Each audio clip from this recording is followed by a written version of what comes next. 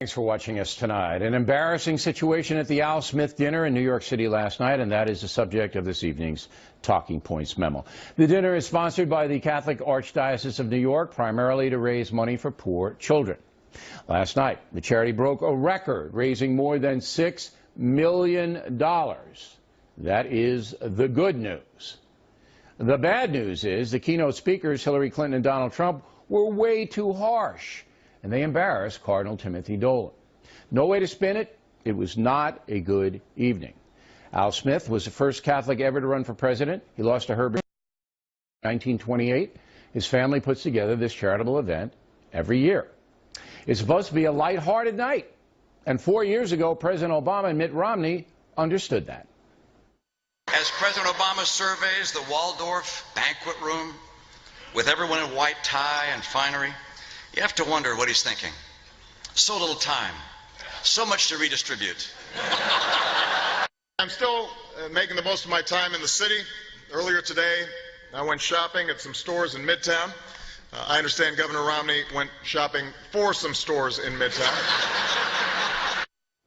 Until you can see the ribbing was gentle. Last night it was nasty.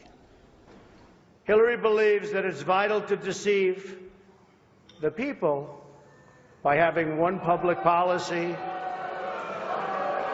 and a totally different policy in private.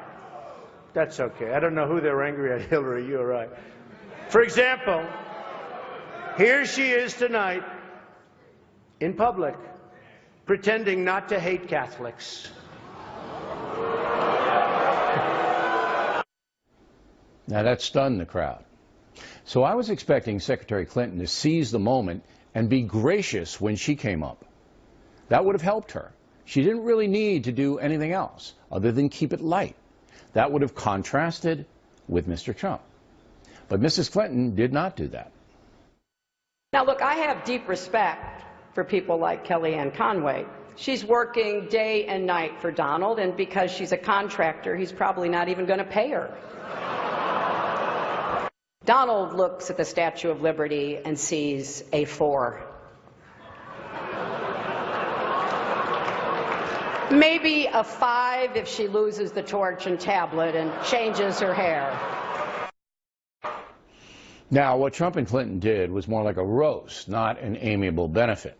Before the speeches began, I was able to see both Trump and Clinton up close. I was about 5 feet away from them. It was clear to me that neither wanted to be at the event. Understandable.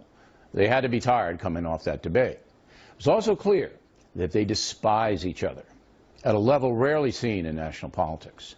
I kind of felt sorry for Cardinal Dolan, a friendly guy who did a nice job sitting between the two, trying to keep the peace. While Trump was at the dais attacking Clinton, the Cardinal was smart enough to divert the secretary by actually talking to her during the businessman's remarks. It was a deft deflection, all the Cardinal could do. This incident will pass. It's not anything that will linger. But for me, a voter, not a commentator. I have to question the judgment here. Both candidates had their scripts written for them. They saw what was happening, yet they chose to go the hard way. Why? Why? Again, the evening was to raise money for poor kids. That's it. Judgment is important for a president. And that's the memo.